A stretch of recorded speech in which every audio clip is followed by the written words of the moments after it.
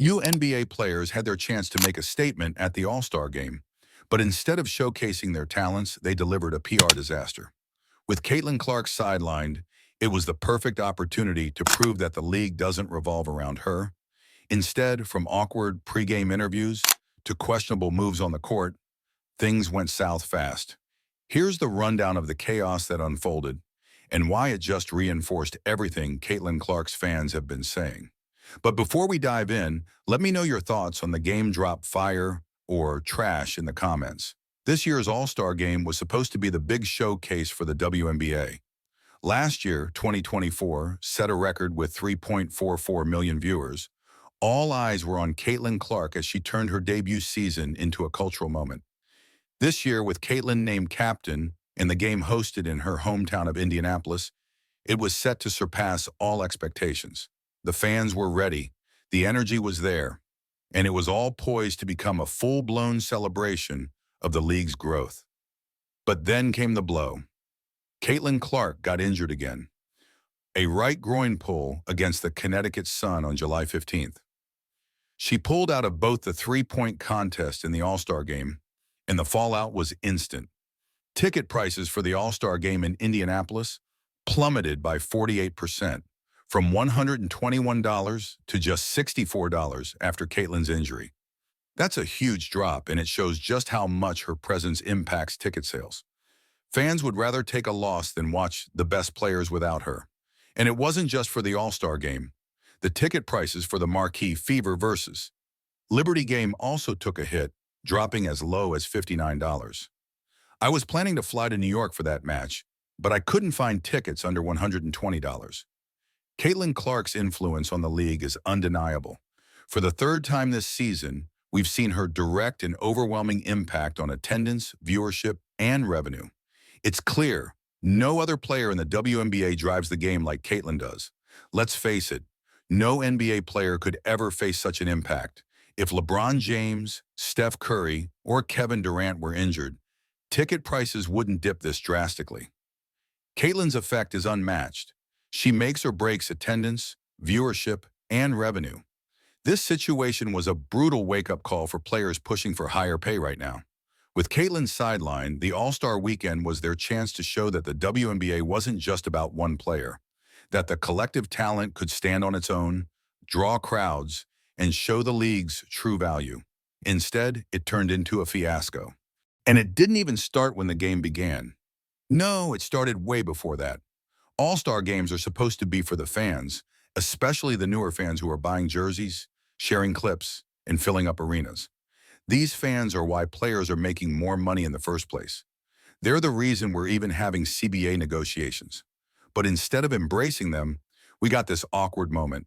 Alyssa Thomas, an all-star, complained that fans were being mean. As a professional athlete, you'd think she'd know that criticism comes with the territory. Fans can be harsh, loud, and even unfair, but you know what? That's a sign they care. It's part of the job. And implying that no one else deals with criticism at work, a bit out of touch, right? Fans didn't hold back either, letting her know what they thought. Then there was the talk about money, because of course the CBA negotiations were on everyone's mind. Angel Reese didn't hold back. She declared, "It's bigger than me. No player is less important than me or more important than me. We're all fighting for the same thing." And in a bold move, she hinted at a strike during All-Star Weekend, knowing the cameras were rolling and the world was listening. That comment set social media ablaze. Thousands of reactions flooded the internet, and it was clear the players were ready to make their demands heard.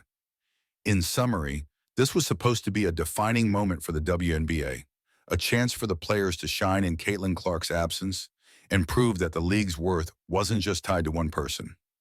But what we got instead was a series of blunders, from fans being dismissed to public calls for a strike.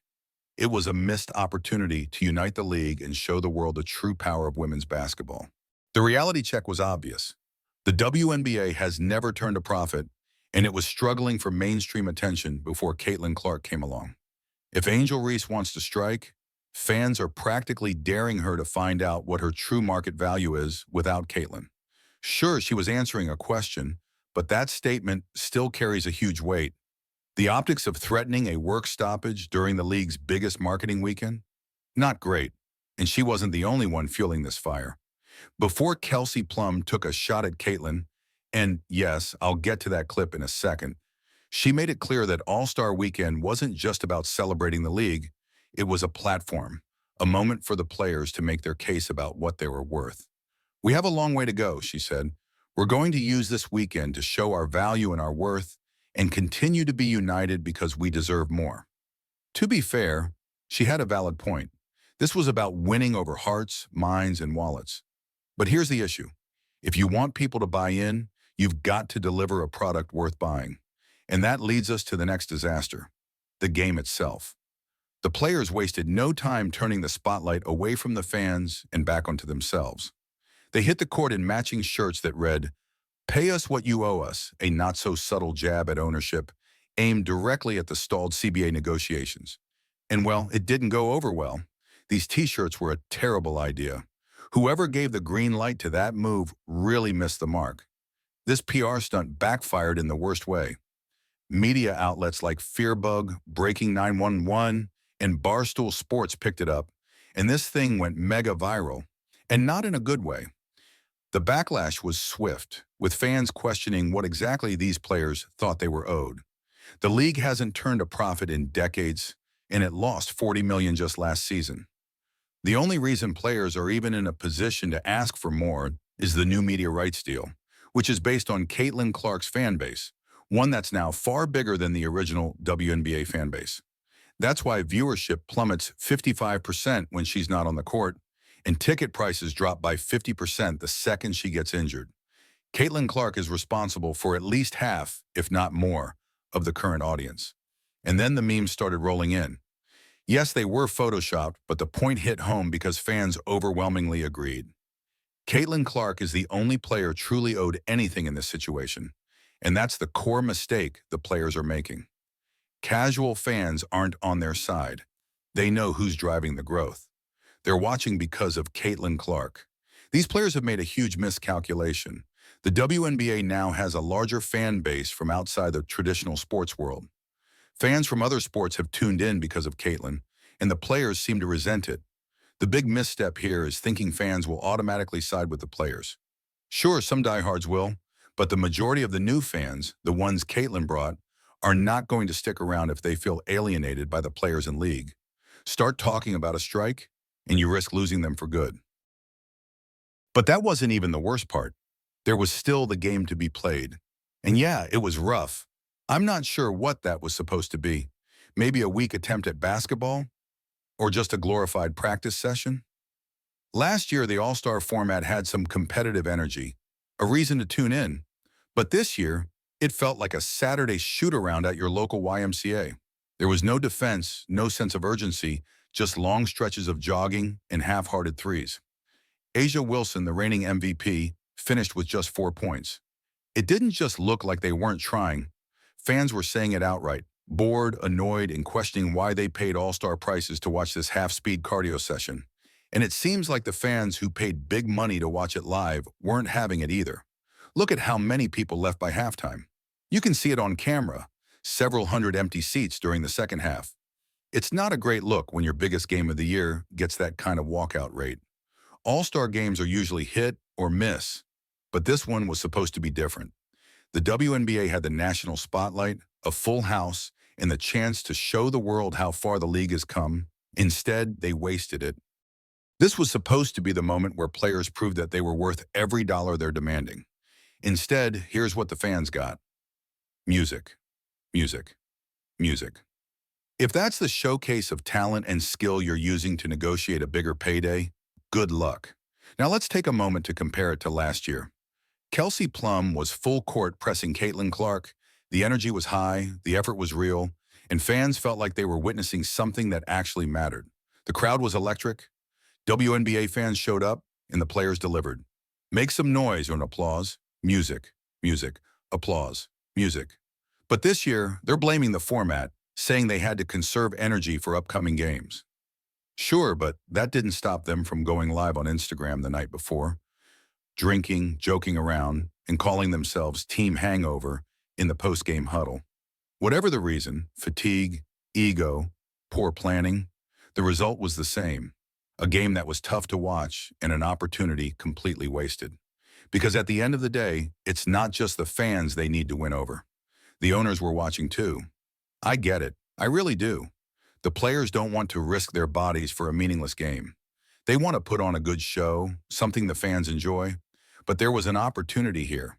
If they had played hard, delivered a great product, gotten those ratings up, and energized the crowd for 4 full quarters, they could have shown the league, the owners, and the fans why they deserve more. They had the chance to show off the stars of the league, the fans who show up for them, and prove why they should be paid more. But that chance was blown. And then, after all the CBA talk, after the t-shirt stunt, after one of the most underwhelming All-Star games ever, we got one more soundbite that lit a fuse. Kelsey Plum took a shot at Caitlin Clark. At the post-game press conference, she threw a jab at Caitlin's team, implying they didn't show up for the meeting about the t-shirts worn during the warm-ups. Kelsey laughed it off, tried to frame it as a joke, but let's be real. The timing, the tone, and the target made it clear. That shot was intentional. It was awkward, unnecessary, and even Sabrina Ionescu sitting next to her gave her that, "Did you really just say that?" look. Sabrina knew how this would be perceived, how it would be clipped, and how it would land with the millions of fans who tuned in for Caitlin Clark and left with yet another reason to feel unwelcome. It's becoming more and more obvious that some of these WNBA players just don't like Caitlin Clark, and they're not even trying to hide it. Taking shots even in jest at the only player who actually brings in fans? It's tone deaf, and it's bad business. The t-shirts don't bother me, but taking a shot at the Golden Goose? Caitlin Clark is the one who took this league from a budget airline to flying private. Before her, it was Motel 6. Now it's the Four Seasons. I'm sure the vibes were fine behind the scenes, but this wasn't just a locker room moment. This was the All-Star Game, the biggest stage of the season so far. And the way they handled it turned what should have been a celebration into a PR disaster. Instead of drawing in new fans, they pushed them away. Instead of showcasing the product, they highlighted the disconnect between the players and the people who actually care about the league. They reinforced the exact attitudes casual fans already had about the WNBA. The reason this league has never been fiscally responsible is because they've never had to be. Entitlement is rampant because they've never been forced to earn their money. All they have to do is embrace Caitlin Clark and the fans she brought with her. Stop encouraging cheap shots. Stop alienating the new audience. And for once, just read the room. Because here's the truth. Most people don't think you deserve a big raise yet. Not when half of the current fan base didn't care before Caitlin showed up, and the league has never turned a profit. They just lost $40 million last year. Caitlin Clark was a once-in-a-lifetime gift, and instead of building around her, the league and some of its players are treating her like a threat. All you had to do was ride the wave, improve the product, and win people over. Now with Caitlin out again, the players who spent All-Star Weekend puffing out their chests and preaching leverage are probably about to get served a giant steaming plate of humble pie. If you're still here, drop a goat in the comments because that's exactly what you are for sticking around to the end. Thanks for watching. See you next time. The sad part is this missed opportunity isn't just a one-off event. It's the latest in a long line of missteps that highlight a deeper issue with how the WNBA is handling its growth. Instead of capitalizing on Caitlin Clark's cultural influence and the new fan base she's brought to the league, it feels like there's this underlying resentment toward her success. It's not just about her talent on the court, but about what she represents for the future of women's basketball. More eyes, more attention, and more potential revenue. The fact that some players and even the league are failing to acknowledge this feels almost like self-sabotage. By all accounts, Caitlin Clark is the face of the league right now. She's the one who's attracting not just the casual basketball fan, but also fans from other sports.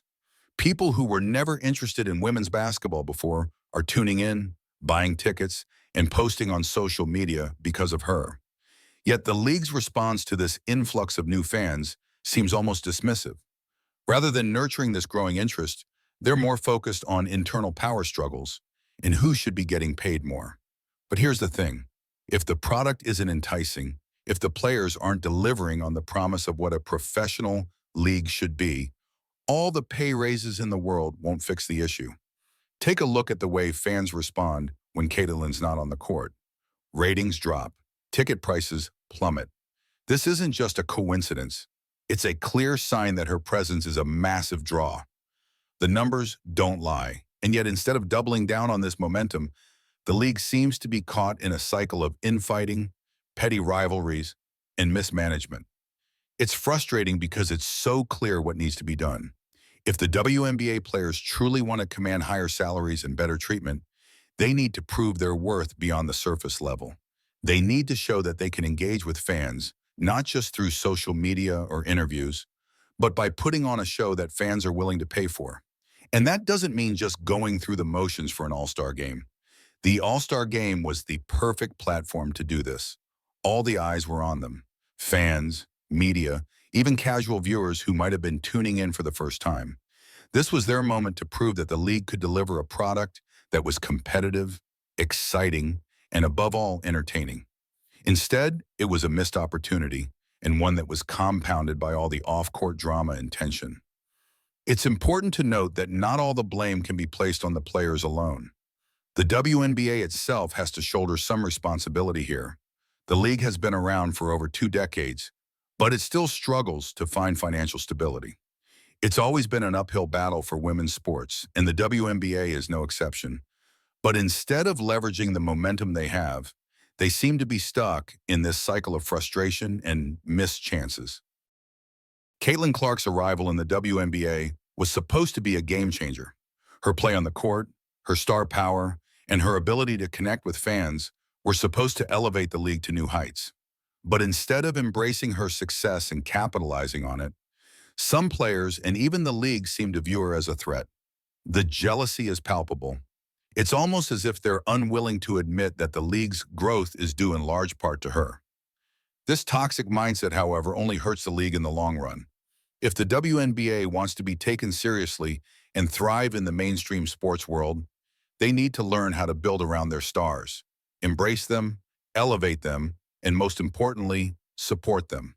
And that's not just about money. It's about fostering an environment where players feel like they're part of something bigger, something that's not just about individual success, but the success of the entire league. The fact that Caitlin Clark's absence has highlighted just how fragile the league's standing is only proves how critical it is for the WNBA to get its act together. The players need to understand that they can't rely solely on the league to pull them up. They need to pull each other up, support one another, and focus on putting out the best product possible for the fans. And the league, for its part, needs to support its players, manage the brand, and understand the value of nurturing the fan base that has come with Caitlin's rise. So what's next for the WNBA? Well, the CBA negotiations are still ongoing, and it seems like the players are gearing up for a fight. But if they truly want to win, they need to focus on what really matters. Building a strong, sustainable league that can stand on its own, not just in moments when Caitlin Clark is available to play. It's time for the players and the league to start thinking long-term. There's a massive opportunity here, one that they can either seize or squander. It's their choice. Fans aren't going to keep showing up for a league that doesn't know how to deliver. And right now, that's exactly what the WNBA is doing, missing the mark. If they want to keep growing, they need to remember why fans are tuning in the first place. It's not just for the game, it's for the stars who make the game worth watching. And until the WNBA figures that out, they'll continue to struggle.